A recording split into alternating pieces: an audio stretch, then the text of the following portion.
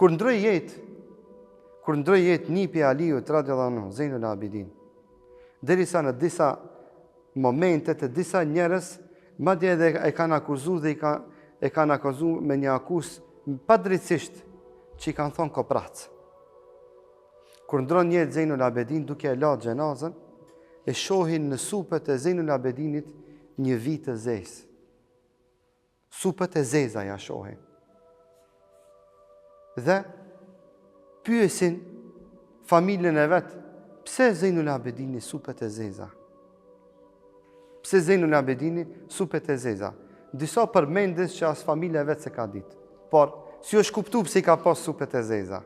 Se mas vdekjes së tij 100 familje në Medinën e pejgamberit sallallahu alaihi wasallam kanë filluar të ankohen se kanë mbet pa ushqim.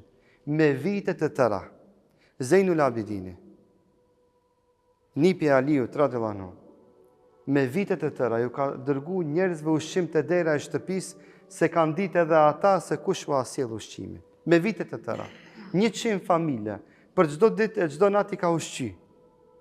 Pa mos e ditë askush prej tyre se kush është personi i cili ju sjell ushqim.